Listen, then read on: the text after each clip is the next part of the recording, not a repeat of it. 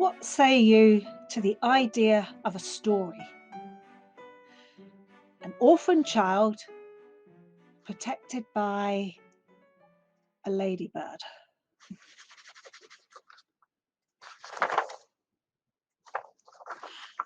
The interest in the latest tale to arise from useless. You're early. Oh, I suppose you've come to retrieve the latest instalment. Well, he cannot have it. Return to Mr. Forster and remind him that I write in solitude. I shall dispatch a letter to him this evening. Insufferable man. Now, where was I? Ah, yes.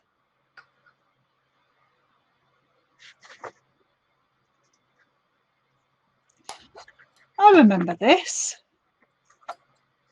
No vacations. An advert for that terrible school in Yorkshire. No vacations. People often ask me, George, where I get my ideas. Ideas are everywhere. The trick is to know what not to use. When I heard about that dreadful man, William Shaw, a schoolmaster in Yorkshire, several of whose pupils went blind with neglect, well, there it was, the idea. I kept one of the advertisements.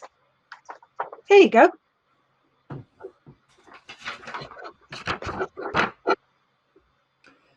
At Bowes Academy, youth are carefully instructed in the English, Latin, and Greek languages, common and decimal arithmetic, bookkeeping, mensuration, surveying, geometry, geography, and navigation.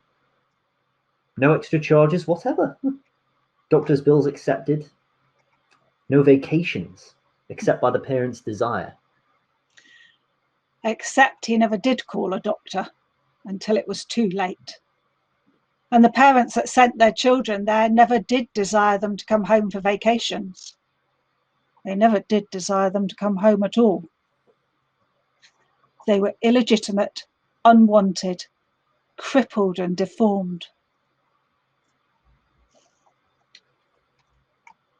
I did my research, went up to Yorkshire, looked at the schools round there, even spoke with that frightful fellow, William Shaw himself. Then I went to the churchyard and saw the graves of the dead children. Many children die young, Charles. Not that many. 34 school children from a handful of schools. 34 in a matter of 20 or so years.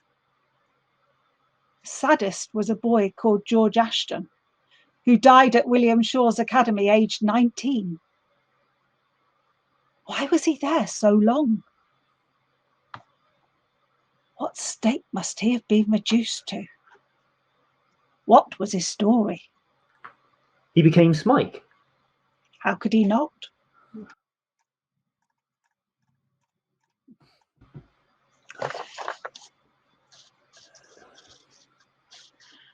I know that you often proofread for me, George, but at least let the ink dry beforehand.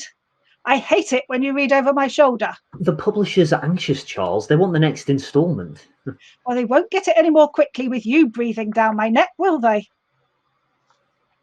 Besides, I have a reading to prepare for. Might as well make yourself useful. Here, start with this.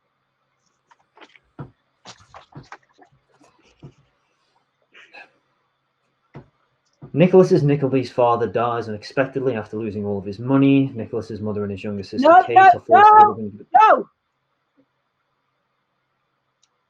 Start again. This is a performance, George. Breathe some life into it. A sense of occasion. Nicholas Nickleby's father dies unexpectedly after losing all of his money. Nicholas, his mother, and his younger sister Kate are forced to give up their comfortable lifestyle in Devonshire and travel to London to seek the aid of their only relative, Nicholas's uncle, Ralph Nickleby. Ralph, a cold and ruthless businessman, has no desire to help his destitute relations and hates Nicholas on sight. He gets Nicholas a low-paying job as an assistant to Wackford Squeers, who runs the school Dotherby's Hall in Yorkshire. Call in Anne. She can help us. Anne. Hello, Mr. Dickens. I am to prepare one last tour. It shall be the greatest show I have ever given people. The two of you must help me prepare, since you are both familiar with my work. Now, George, you can play Squeers. Anne, you must play Boy, Fanny, and Smike. I shall play our young Nicholas.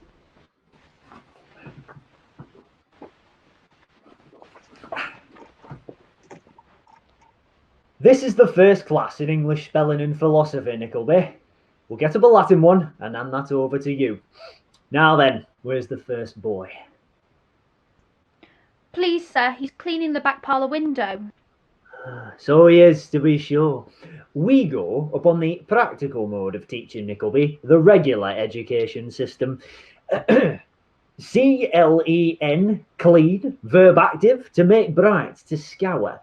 W-I-N, win, D-E-R, winder, a casement. When a boy knows this out of book, he goes and does it. It's just the same principle as the use of globes. Where's the second boy? Please, sir, he's weeding the garden. To be sure, so he is. B-O-T, bot, T-I-N, tin, bottin, N-E-Y, knee, botany. Noun substantive, a knowledge of plants. When he has learned that botany means a knowledge of plants, he goes and knows them. That's our system, Nickleby. What do you think of it? Oh, it's a very useful one. I believe you. Third boy, what's horse? A beast, sir. So it is, ain't it, Nickleby? I believe there can be no doubt of that, sir. Of course there isn't. A horse is a quadruped, and quadruped's Latin for beast, as anybody that's gone through the grammar knows, or else where's the use in having grammars at all, eh? Where indeed. As you're perfecting that, go and rub down my horse, and rub him down well, or I'll rub you down. The rest of the class, go and draw water up, for it's washing day tomorrow, and I want the coppers filled. That's the way we do it here, Nickleby, here at Dotherby's Hall. So I see. While at the school, Nicholas befriends a simple boy named Smike. Older than all the other boys and having been abandoned at the school, now acts as an unpaid servant. You need not fear me. Are you cold? No, You're shivering. I am not cold. I am used to it.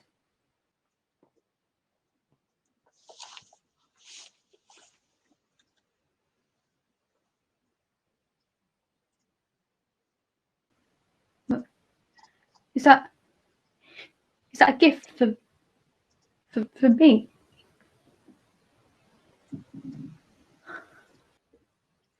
Oh, Poor fellow. oh, oh, my heart will break. Oh, it will. Oh, it will. Hush. You're allowed to be a man. You are nearly one by years, God help you. By years. Oh, dear. Oh, dear, how many of them? How many of them since I was a little child? Much younger than any that are here now. Where are they all? Who do you speak of? Tell me. My friends, myself, my... Oh, what sufferings mine have been. There's always hope. No. None for me. Do you remember the boy that died here? I was not here then. But what of him? Why, I was with him at night. And when all was silent, he cried no more for friends he wished to come and sit with him, but began to see faces around his bed that came from home.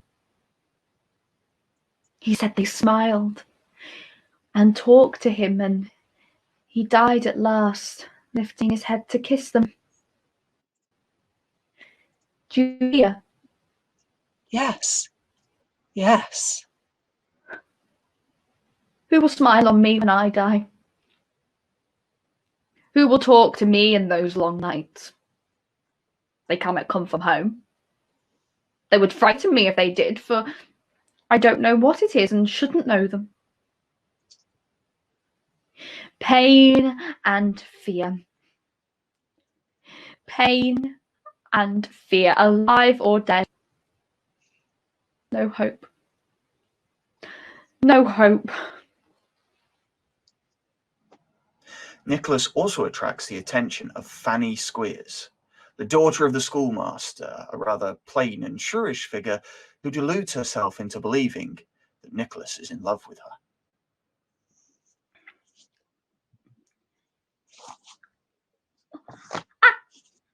I beg your pardon. I thought my father was, or might be. Oh dear me, how very awkward. Mr. Squeers is out. Do you know where he belongs, sir? He said about an hour. Oh, I never knew anything happened so cross, thank you. I am very sorry that I intruded. I am sure if I hadn't have thought my father was, or might be. And it is very provoking. Must seem so very strange, but my pen. It needs mending. Oh, well, if that's all, perhaps I can supply his place.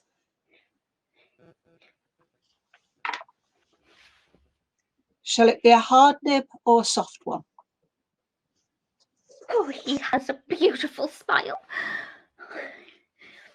Which did you say? Oh, I'm sorry. I was thinking of something else for the moment. I declare. Oh, as soft as possible, if you please. With which words Miss Squeers sighed, so as to give Nicholas to understand that her heart was soft and the pen was wanted to match. So very embarrassing that I scarcely know what I. Very sorry to have given you so much trouble. Not the least trouble in the world.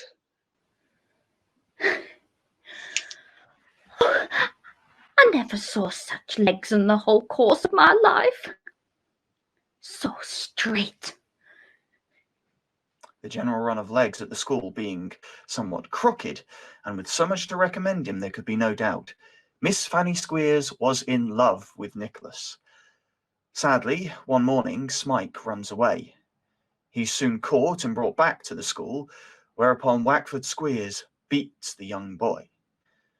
Nicholas steps in, and Squeers strikes him across the face. Nicholas sadly snaps and violently assaults the schoolmaster. To Mr. Ralph Nickleby, Golden Square, London, from Dotherby's Hall, Thursday morning.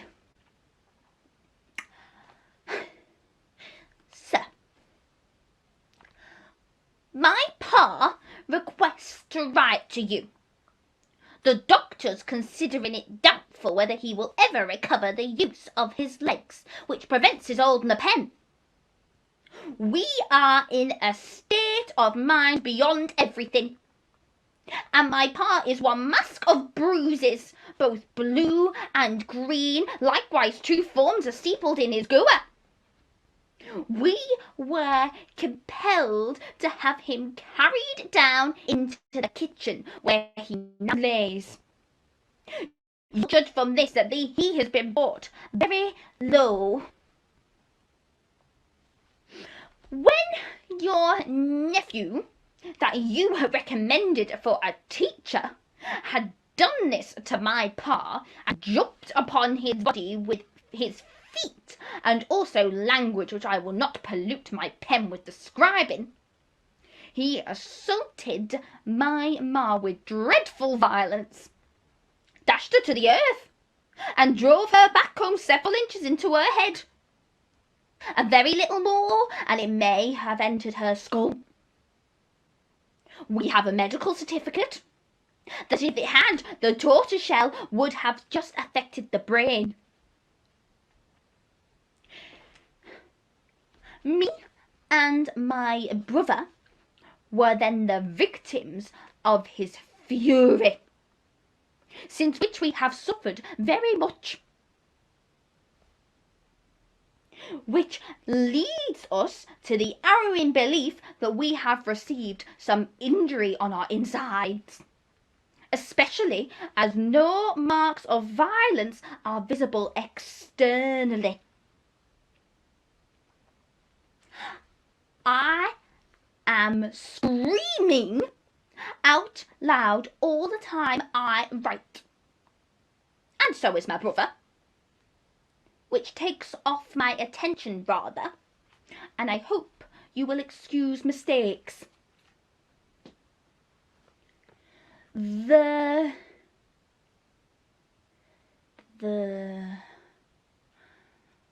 monster, having satisfied his thirst for blood, ran away, taking with him a boy of desperate character that he had excited to rebellion, and a garnet ring belonging to my ma, and having not been apprehended by the constables, is supposed to have been took up by some stagecoach. My pa begs that if he comes to you, the ring may be returned,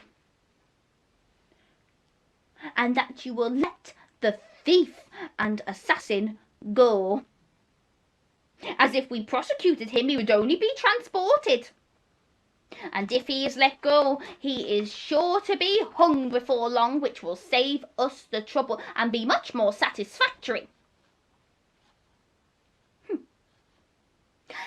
Hoping to hear from you when convenient, I remain yours and etc. Fanny Squeers.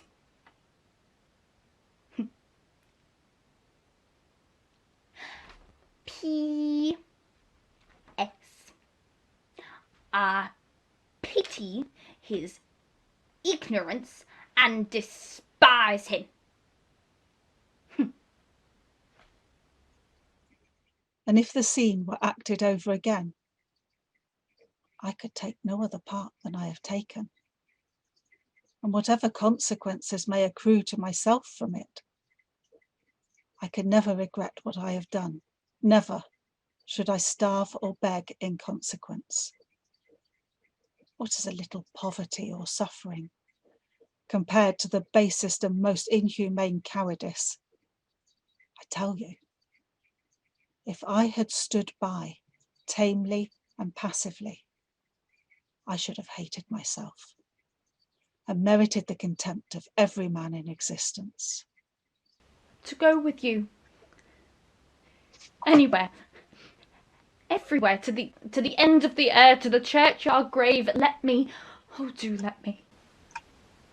You are my home, my kind friend. Take me with you. Pray. And so you shall. And the world shall deal by you as it does by me, until one or both of us shall quit it for better. Come. Their adventures took a theatrical turn with Cromwell's theatre troupe. There's comedy in that. And then, of course, his sister and mother were still in London at the mercy of Ralph Nickleby. I found a way to make that villain pay before my story was done. And I had to find a way to tie the secret of Smike's past back to him. Yes, of course. What is it? Go away, George. Let me think. The past inspires and creates anew. A ring, George. Such a simple object. Now go away. Sir, your latest story, it has such horrors in it. Nothing like Nicholas Nickleby. There cannot be a real story behind it, sir. The murder of a nephew by uncle. My dear boy, you would believe too that a man could never harm a lady. Sir? Time for another reading to demonstrate my point, I see. There. Take that and do the most you can with it. Was trouble enough to get. What now? What do you look at a man so for? He's gone mad. I must look to myself here. No. You're the person, Bill. I've no fault to find with you. Oh, you haven't, have you? That's lucky. For which one of us? Which one don't matter. I've got that to tell you, Bill, will make you worse than me. Tell away. Look sharp or Nance will think I'm lost. Lost? She has pretty well settled that in her own mind already. Speak, will ya? Or if you don't, it'll be for want of breath. Open your mouth and say what you've got to say in plain words. Out with it, you thundering old cur. Out with it. Suppose that lad lying there, suppose that lad was to peach, to blow upon us all. First seeking out the right folks, then having a meeting with them in the streets to paint our likenesses, describe every mark that he knows us by, and the crib where we might be most easily taken. Suppose he was to do all this of his own fancy, eh? Suppose he was to do all this. What then? What then? If he was left alive till I come, I'd grind his skull under the iron heel of my boot into as many grains as he had hairs on his head. And what if I did it? I that know so much and could hang so many besides myself. I could smash your head as if a loaded wagon had gone over it. And if it was Charlie or the Dodger or Bet or... I don't care who. Whoever it was, I'd serve them the same. And if it was Nancy?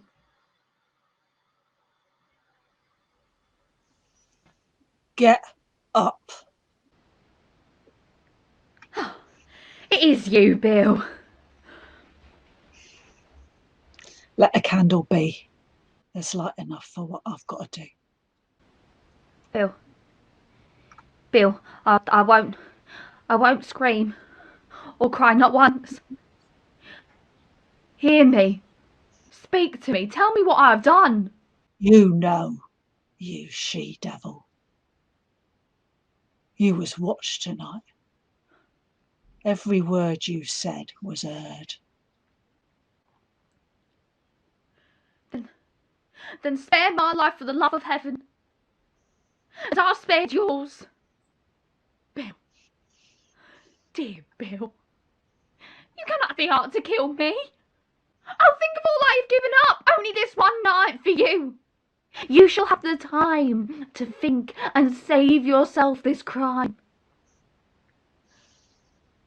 I will not lose my hold. You can't throw me off. Bill. Bill, for dear God's sake. For your own. For mine. Stop before you spill my blood. I have been true to you. Upon my guilty soul I have. You see, sometimes, George, horrors are needed to inspire goodness in others. Of course, sometimes stories and people are just too good not to commit to the page. Like in Pickwick. I wonder if you would mind reading in for me, George, as Pickwick. Of course, Charles. I've always felt a degree of commonality with Pickwick. His kindly manner, his naivety. as Mrs. Bardell, if you wouldn't mind, George. But I, a woman. Mr. Pickwick's apartments on Goswell Street, although of a limited scale, were of a very neat and comfortable description. His landlady, Mrs. Bardell, the sole inheritor of a deceased customs officer, was a comely woman of bustling manners and agreeable appearance. She had a natural genius for cooking, which was improved by long study and experience. Cleanliness and quiet reigned throughout the house, and in it Mr. Pickwick's word was law. Mrs. Bardell, do you think it a much greater expense to keep two people than to keep one? Now, Mr. Pickwick, what a question. Well, but do you? Well, that depends. That depends a good deal upon the person, you know, Mr. Pickwick, and whether it's a saving and careful person, sir. That's very true. But the person I have in my eye, I think, possesses these qualities and has, moreover, a considerable knowledge of the world and a great deal of sharpness, Mrs. Bardell, which I think may be of material help to me. Now, you may think it strange now that I never consulted you on this matter, and never even mentioned it till I sent your little boy out this morning. But what do you think? Oh, Mr. Pickwick, you are too kind, sir. It'll save you a good deal of trouble, won't it? No, I never thought anything of the trouble, sir. And of course I should take more trouble to please you then than ever. But it is so kind of you, Mr. Pickwick, to show so much consideration. I'm sure I ought to be a very happy woman. And your little boy.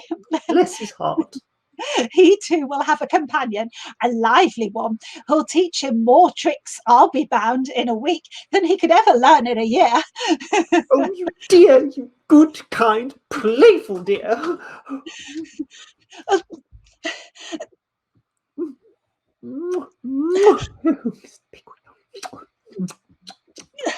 Pickwick. Bless my soul, Mrs. Bardell, my good woman, dear me. Oh, what a situation. Pray, Mrs. Bardell, don't, if anyone should come. Oh, let them come. I'll never leave you, dear, kind, good soul. Mercy upon me. I hear someone coming up the stairs. Don't, there's a good creature. Oh, don't. Sadly, entreaty and remonstrance were alike unavailing. Mrs. Bardell had fainted in Mr. Pickwick's arms, and before he could gain time to wake her up or deposit her on a chair, Mr. Tupman, Mr. Winkle, and Mr. Snodgrass entered the room. Mr. Pickwick was struck motionless and speechless, his lovely burden in his arms. I cannot conceive what is the matter with this woman. I had merely announced to her my intention of keeping a manservant when she fell into the extraordinary paroxysm in which you find her. Very extraordinary thing. Placed me in an extremely awkward situation. Well, I hope that was of some use to you, Charles. It was entertaining in any event, though I'm not sure adding you into my readings as Mrs. Bardell would be entirely appropriate, or would help my arm. Has anyone ever told you that you always seem to be the more yourself for being somebody else? For putting off your personality and taking on that of your characters? But is there any wonder why your readings are so popular? As to the readings, George, I cannot tell you what the demonstrations of personal respect and regard are. How the densest and most packed crowds are hushed the instant that I show my face. How the youth of colleges and the old men of business seem equally unable to get close enough to me when they cheer me away at night. How the common people and gentlefolks will stop me in the streets and say, "Mr. Dickens, will you let me touch the hand that has filled my home with so many friends?" So many friends. And I have new ones to offer with every story that I write. Oh, I must return to my work. Go eat lunch, drink, or whatever it is you do when you're not here. Silence and solitude. What could be better for writing? Truly the best of times. Once again, my own words haunt my steps. It was the best of times. It was the worst of times. It was the age of wisdom. It was the age of solitude. Da da da da da. A Tale of Two Cities. One of my best opening paragraphs, I believe. The two cities were, of course, London and Paris in the time of the French Revolution. I wanted my readers to unsure that the same revolution that had so damaged France would not happen in Britain, despite our injustices to the poor. Why don't people see this? The story was soon adapted for the stage. I know Dickens would have liked to have played the part of Sidney Carton himself, the man who willingly goes to the guillotine in order to save his rival, Charles Darnay. All for the love of Lucy Manette.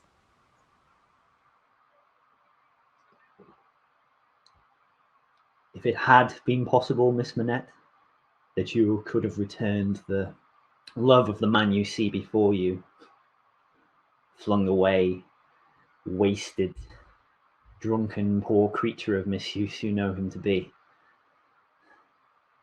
he would have been conscious this day and hour, in spite of his happiness, that he would have brought you to misery, brought you to sorrow and repentance, blighted you, disgraced you, pulled you down with him. I know very well that you can have no tenderness for me. I ask for none. I'm even thankful that it cannot be. For you and for those dear to you, I will do anything. If my career were of that better kind, that there was any opportunity or capacity of sacrifice in it, I would embrace any sacrifice for you and for those dear to you.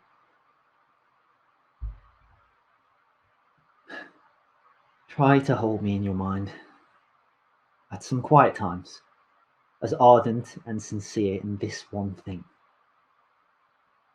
Think now and then that there is a man who would give his life to keep a life you love beside you.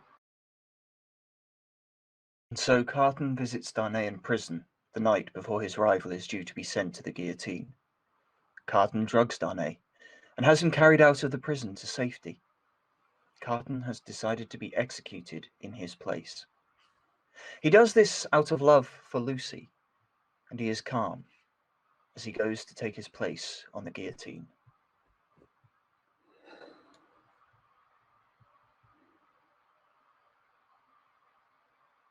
I see the lives for which I lay down my life. Peaceful, useful, prosperous and happy, in that England which I shall see no more. I see her, with a child upon her bosom who bears my name. I see that I hold a sanctuary in their hearts, and in the hearts of their descendants, generations hence. I see her, an old woman, weeping for me on the anniversary of this day. I see her and her husband, their course done, lying side by side in their last earthly bed, and I know that each was not more honoured or held sacred in the other's soul than I was in the souls of both. I see that child who lay upon her bosom and who bore my name, a man, winning his way up in that path of life which once was mine. I see him winning it so well that my name is made illustrious by the light of his. I see the blots I threw upon it faded away. I see him, foremost of just judges and honoured men, bringing a boy of my name and a forehead that I know, with golden hair to this place. Then fair to look upon, with not a trace of this day's disfigurement. And I hear him tell the child my story, with a tender and a faltering voice.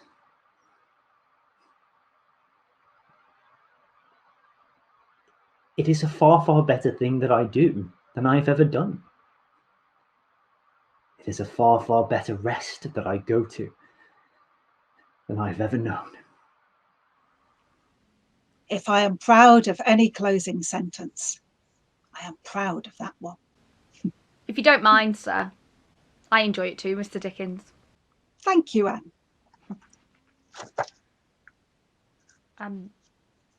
Mr. Dickens, sir.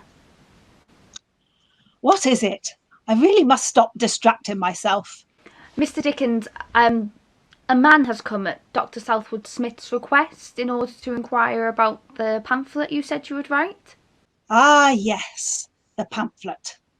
An appeal to the people of England on behalf of the poor man's child. Yeah. Have you seen the conditions that some children work under? It's appalling. I couldn't believe my eyes when I visited the tin mines in Cornwall. Why, even here in London, in the heart of our great nation, the poor schools are a disgrace. I am to remind you that you were to write a pamphlet, Mr. Dickens. I told him I was delaying it until the end of the year, and I chose not to write it. I gave Dr. Southwood Smith something far more effective than a pamphlet. This encouraged educational reform and made people consider the poverty and injustice in our land and realise that society has an obligation to provide for the poor humanely. That wealth and status does not give a person the right to judge the poor, but the duty, the privilege of assisting those in need. So, shall I tell him what you're working on instead, Mr. Dickens? A reading of that same ghost story. How I do love a good ghost story. Did I ever tell you about the trick I played? I placed 2 skeletons in a cupboard. Then I asked a local carpenter to force the cupboard door. You can imagine the man's reaction. He thought himself in a waking dream. Oh. Now, where was I? Ah, yes, my next reading to prepare. It was Christmas Eve, and old Ebenezer Scrooge was being as cold-hearted and miserly as he was on every other day of the year. Into the old miser's office came 2 kind gentlemen, collecting money for the poor. Are there no prisons? Are there no workhouses? Indeed there are, sir, but sad to say, many cannot go there, and some would rather die. Then let them die and decrease the surplus population. Scrooge turned the men out of his office before locking up and walking to his home. When Ebenezer Scrooge reached his front door, you may suppose that it was pretty dark. Darkness is cheap, and Scrooge liked it. But before he shut his heavy door, he walked through his rooms to see that all was all right. Sitting room, bedroom, lumber room, all as it should be. Nobody under the bed, nobody under the sofa, nobody under the table. Quite satisfied, he closed his door, and he locked himself in, double locked himself in, thus secured against surprise. He took off his cravat, put on his dressing gown and slippers and his nightcap, and sat down before the fire to take his gruel. As he threw his head back into the chair, he saw the bell begin to swing. It swung so softly in the outset it scarcely made sound, but soon it rang out loudly, and so did every bell in the house. His colour changed when, without pause, it came on through the heavy door, with the same face, the very same, usual waistcoat, tights and boots, and hair upon his head. The chain, it was long and wound about him like a tail. His body was transparent, so that Scrooge, observing him, and looking through his waistcoat, could see the 2 buttons on the coat behind. Scrooge had often heard it said that Marley had no bowels, and he never really believed it until now. No, nor did he even believe it now. What do you want with me? Much. Who are you? In life I was your partner, Jacob Marley. Humbug. Dreadful apparition. Why do you trouble me? It is required of every man that the spirit within him should walk among his fellow men, and travel far and wide. If that spirit does not go forth in life, it is condemned to do so after death, and witness what it cannot share, but might have shared on earth, and turned to happiness. You are fettered. I wear the chain I forged in life. I made it link by link, and yard by yard, and of my own free will I wore it. The chain you wear yourself was full as long and heavy as this.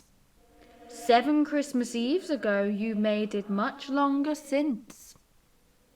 It is a ponderous chain indeed. But you were always a good man of business, Jake. Business? Mankind was my business. The common welfare was my business. Charity, mercy, patience, and kindness were all my business. But I paid them no heed. The dealings of my trade were but a drop of water in the mighty ocean of my business.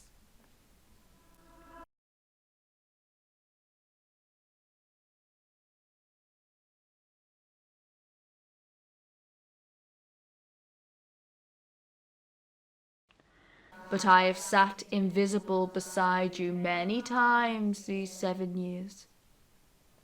It is part of my punishment.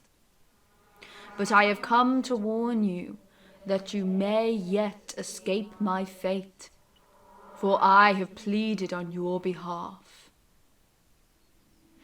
You will be haunted by 3 spirits. Expect the first when the bell tolls 1. Look to see me no more. but for your own sake, remember what has passed between us. The ghost floated to the window, which opened of its own accord, and drifted out. The air was filled with phantoms, and every one of them wore chains like Marley's ghost. They were weeping and wailing, Scrooge could see, because they wanted to interfere for good in human matters, to help the poor and the needy in the streets below. But they had lost the opportunity forever.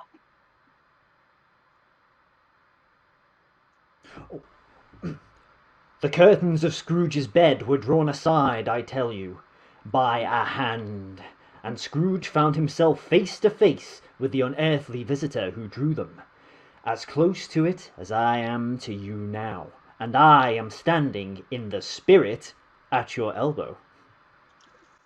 That should make the readers jump and look around if they were to read it by flickering candlelight.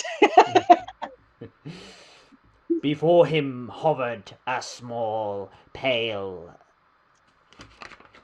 ghost. Who and what are you? I am the ghost of Christmas past. Long past? Your past. Rise and walk with me. The ghost carried Scrooge far from his room and into the past, and showed him scenes from Christmases in his youth. He saw himself as a young man, an apprentice working for old Fezziwig, a kind fellow and generous employer who delighted in throwing a party for his family, friends, workers, and neighbours every Christmas Eve, and was determined to make everyone as jolly as he was, and succeeded. And all his guests were grateful to him. A small matter to make these folk so full of gratitude. He spent but a few pounds of your mortal money. It isn't that, Spirit. He had the power to make us happy or unhappy, to make our work a joy or a burden. And the happiness he chose to give is quite as great as if it had cost a fortune. For a moment, Scrooge thought guiltily of his own clerk, Bob Cratchit, and wished he could say just a few kind words to him. But the spirit whisked him onwards. The second spirit was a jolly giant of a man in a green in a brown robe, and when Scrooge found the ghost in his parlour, the room was decked with holly, ivy, and mistletoe, and a roaring fire was in the grate. Come in and know me better, man. I'm the ghost of Christmas present. Look upon me. Spirit, if you have anything to teach me, I am willing to learn. Touch my robe. Scrooge did, and found himself outside on Christmas morning, with the spirit beside him, showing him people whose lives were touched by joy and kindness, for the sake of Christmas Day. Next, the ghost, who had to hurry, for he only lived for one day, took Scrooge to his clerk, Bob Cratchit's house, to see that even in their poverty, they too could celebrate with feasting, fun, and games. Bob's youngest child, Tim, was pale and ill, and something about him touched Scrooge's usually cold heart. Scrooge turned to the ghost. Spirit, tell me, will Tiny Tim live? I see a vacant seat beside the fire, and a crutch without an owner. If these shadows remain unaltered by the future, the child will die before another Christmas comes. Oh no, kind spirit, say he will be spared. If he be like to die, he had better do it and decrease the surplus population. Scrooge hung his head in shame. The ghost dragged him away once more, for he had many places to visit, and in each of them, even the poorest and darkest, the spirit spread Christmas cheer and blessings. As midnight was about to strike on Christmas night, and before the spirit, now aging, vanished, Scrooge saw two small figures crouched inside the ghost robes, abject, frightful, hideous, and miserable. They were a boy and a girl, wretched, ragged, scowling, and wolfish. Who are they? Are they your children? They are man's. The boy is ignorance, the girl is want. Beware them both, but most of all, beware ignorance.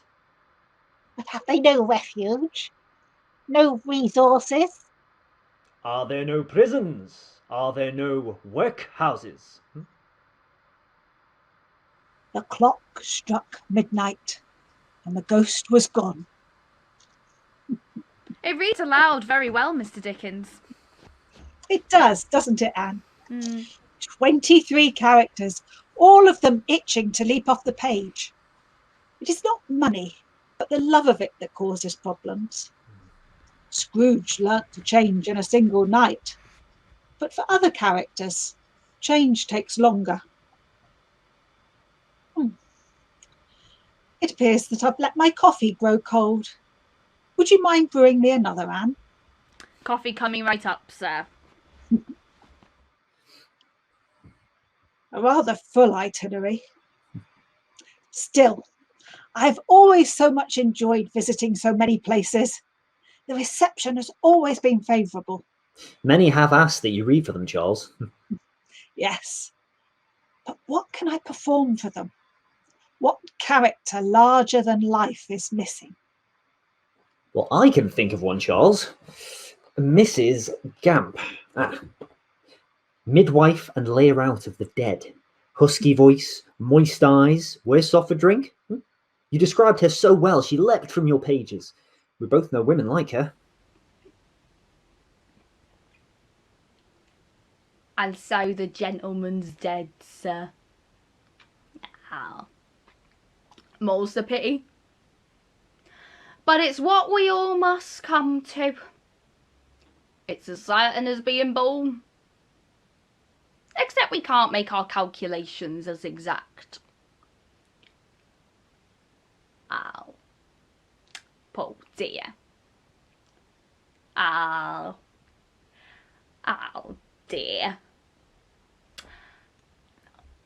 When Gamp was summoned to his long home and I sees him lying in Guy's hospital with a penny piece on each eye and his wooden leg under his left arm, well, I thought I should have fainted away. But bore up. It should be added, in fairness, that this had happened 20 years before, and the Mr. and Mrs. Gamp had long been separated on the ground of incompatibility of temper in their drink. Second nature, sir. One's first ways is to find such things a trial to the feelings, and so is one's lasting custom. Why, if it wasn't for the nerve a little zip of liquor gives me, and I could never do more than taste it, I could never go through with what I sometimes has to do.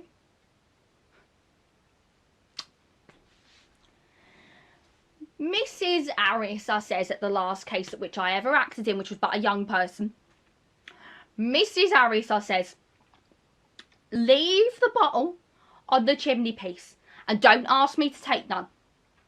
But let me put my lips to it when I am so disposed. And I will do what I am engaged to do according to the best of my ability. Mrs. Gamp, she says in answer, if ever there was a more sober creature to be got at 18 pence a day for working people and 3 and 6 for gentlefolk, night watching being an extra charge, you are that invaluable person. Mrs. Harris, I says, don't name the charge. For if I could afford to lay all my fellow creatures out for nothing, I would gladly do it. Such is the love I bears them. But what I always says to them as management of matters, Mrs. Harris, be they gents or be they ladies, is don't ask me whether I won't take none or whether I will. But leave the bottle on the chimney piece and let me put my lips to it when I'm so disposed.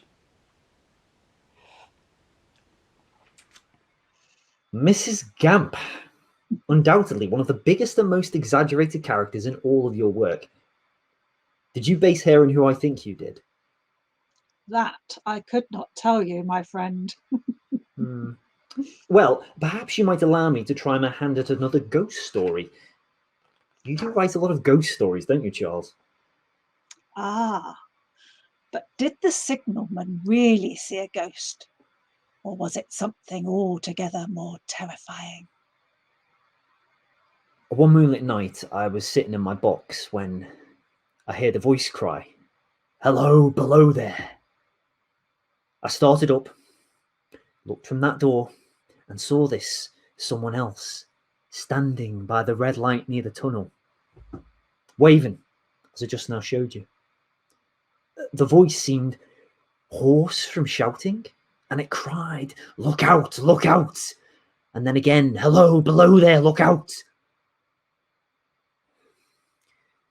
I caught up my lamp, turned it on red, and ran towards the figure, calling, "What's wrong? What has happened? Where?" It stood just outside the blackness of the tunnel. I advanced so close upon it that I wondered at its keeping the sleeve across its eyes. I ran right up to it, had my hands stretched out to pull the sleeve away when it was gone. I ran on into the tunnel, 500 yards, and I held my lamp above my head, and I saw the figures of the measured distance, and I saw the wet stains stealing down the walls and trickling through the arch. I ran out again faster than I had run in, for I had a mortal abhorrence of the place upon me. And I looked all around the red light with my own red light, and I went up the iron ladder to the gallery atop of it. I came back down and I ran back here. I telegraphed both ways. An alarm has been given. Is anything wrong? The call came back both ways. Oh, well. Within 6 hours after the appearance, the memorable accident on the line happened. And within 10 hours, the dead and wounded were brought along through the tunnel over the spot where the figure had stood. 6 or 7 months had passed, and I'd recovered from my surprise and shock when, one morning, as day was breaking, I, standing at the door, looked towards the red light and saw the spectre again. It was silent. It leaned against the shaft of light with both hands before the face. I came in and sat down, partly to collect my thoughts, partly because it had turned me faint. When I went to the door again, daylight was above me, and the ghost was gone. That very day, as a train was coming out of the tunnel, I noticed at a passenger window on my side what looked like a confusion of hands and heads, and something waved. I saw it just in time to signal the driver, "Stop." He shut off and put on his brakes, but the train drifted past here 150 yards or more. I ran after it, and as I went along, I heard terrible screams and cries. A young lady had died instantaneously in one of the compartments and was brought into my presence.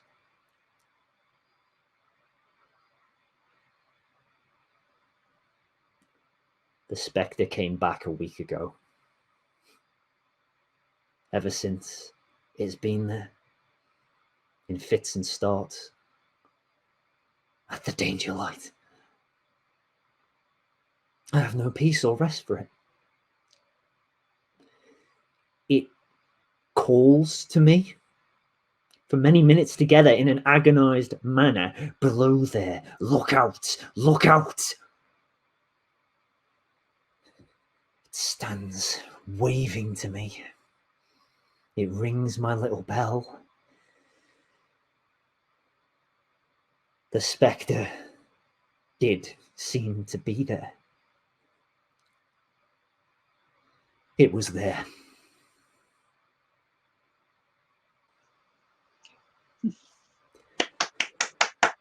Bravo! Superbly recounted. Yet, my audience, there is one story that they truly love and ask me to recount over and over again. The story of Nell Trent, a beautiful and virtuous young girl of not quite 14. An orphan, she lives with her grandfather in the old curiosity shop. Her only friend is Kit, a young man employed in the shop, who she teaches to write. Her loving grandfather is secretly obsessed with ensuring that Nell does not die in poverty as her parents did. So he attempts to make Nell a good inheritance through gambling at cards. He borrows heavily from the evil Daniel Quilp, a malicious moneylender. But eventually Quilp realizes where the money has been going and goes to confront the old man. I want to have some talk with you, particularly and in private, neighbour, with nobody present. Not even Nell. Such a fresh blooming modest little bud, neighbour. Such a chubby, rosy, cosy little Nell. She's so small, so compact, so beautifully modelled, with such blue veins and such a transparent skin, and such little feet, and such winning ways. But bless me, you're nervous. Perhaps you should like to be my number 2. Be Mrs. Quilp the second when Mrs. Quilp the first is dead. To be my wife, my little cherry-cheeked, red-lipped wife. Say that Mrs. Quilp lives 5 years, or only 4. Little Nell will be just the proper age for me. She'll be Mrs. Quilp of Tower Hill. Why, neighbour, what's the matter? Oh, I talk of Nell, but you think of money. No, I've not brought you any money. Neighbour, let me be plain with you and play a fairer game than when you held all the cards and I saw but the backs and nothing more. You have no secret from me now, not one. For now I know that all those sums of money, all those loans, advances and supplies you have had from me have found their way to... Shall I say the word? To the gaming table. Your nightly haunt. This was your precious scheme to make your fortune, was it? This was the secret certain source of wealth into which I was to have sunk my money, if I had been the fool you took me for. This was your inexhaustible mine of gold, your El Dorado, eh? To think that I should have been blinded by a mere shallow gambler. You lost what money you had laid by first, then you came to me. While I thought you were making your fortune as you said you were, seems you were making yourself a beggar. Eh? Oh dear. And so it comes to pass that I hold every security you could scrape together, and a bill of sale upon the stock and property. And so the old man, having gambled away what little money they had, Quilp seizes the shop and evicts Nell and her grandfather. Her grandfather suffers a breakdown, and Nell manages to take him away from London. On the journey, Nell and her grandfather meet many characters, some charitable and kind, others villainous. But Nell succeeds in leading her grandfather to a safe haven in a far-off village. But this has come at a considerable cost to Nell's health. Master. Dear master, speak to me. Oh, this is another. How many of these spirits there have been tonight? No spirit, sir, none but your old servant. You know me, I am sure. Nell. Where is she? Where is she? Oh, she's asleep. Yonder. In there. Oh, thank God. Aye, thank God. Hark! Did she call? I heard no voice. You did? You hear her now? Do you tell me that you don't hear that? Nor that?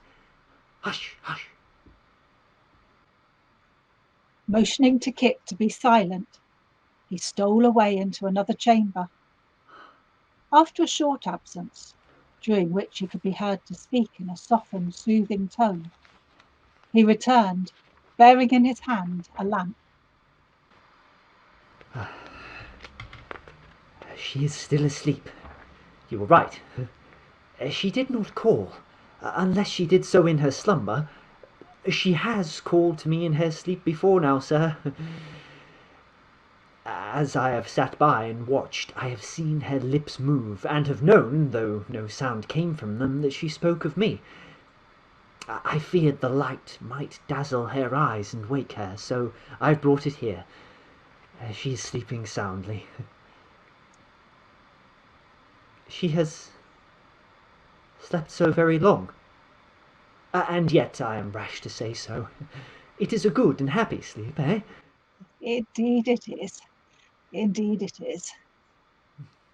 And that's well. The waking... Happy too. Happier than tongue can tell or heart of man conceive. For she was dead. There upon her little bed she lay at rest. The solemn stillness was no marvel now. She was dead.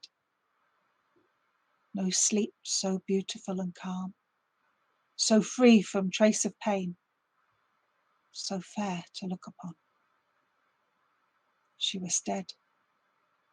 Dear, gentle, patient Nell was dead.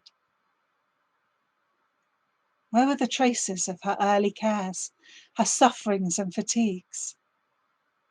All gone.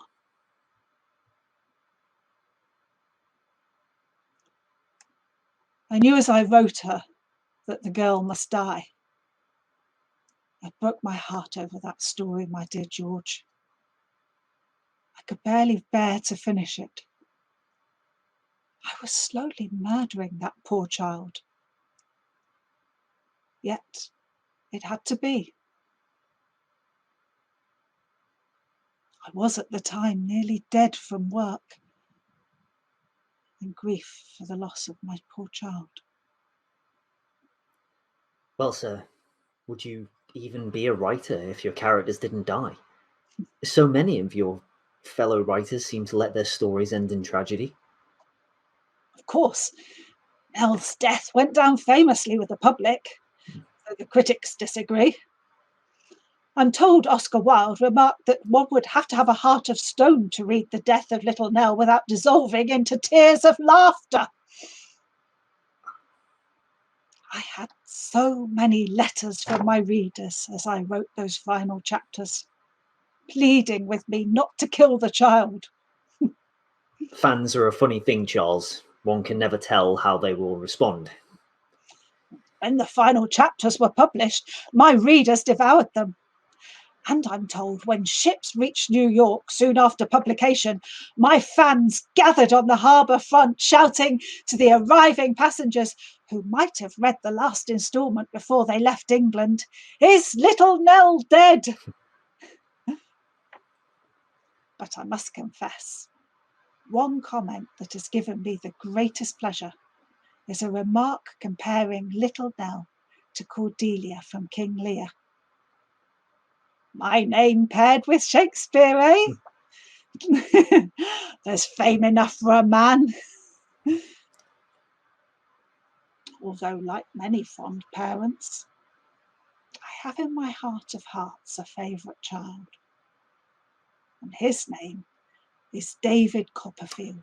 Oh, the one with Ham Peggotty. Such a pure and true love, so true that he was able to show the greatest trait, forgiveness.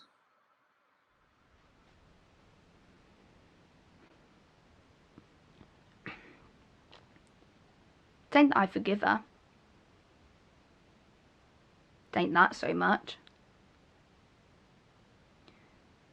'Tis more as I beg of her to forgive me for having pressed my affections upon her. Odd times. I think that if I hadn't had her promise to marry me, sir, she was always that trustful of me in a friendly way that she might have told me what was struggling in her mind and would have counselled with me, and I might have saved her.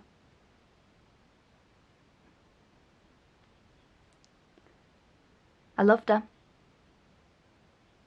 and I loved the memory of her. Too deep to be able to lead her to believe of my own self as I'm a happy man. I could only be happy by forgetting of her, and I'm afraid I could hardly bear it as she should be told I'd done that. But if you, Master Davy, being so full of learning, can think of anything to say that would lead her to believe that I was not so greatly hurt by still loving of her and mourning for her, anything as would lead her to believe that I was not tired of my life, and yet was hoping to see her without blame, where the weary are at rest and the wicked cease from troubling,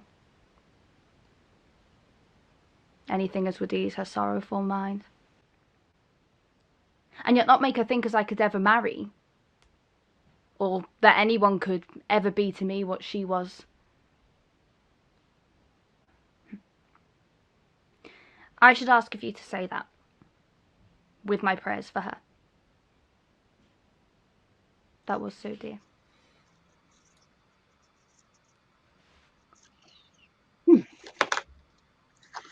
You will be pleased to learn that my latest instalment of Edwin Drood is finished.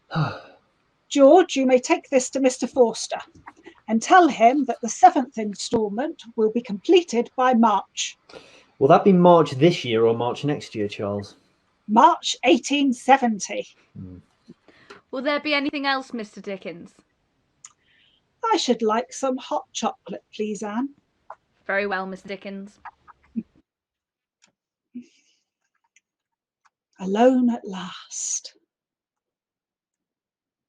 I'm dying. I'm aware that I shall not live much longer. My readings take so much energy. Energy I scarcely have left. I have one last tour ahead of me. One last set of readings to prepare for the crowds.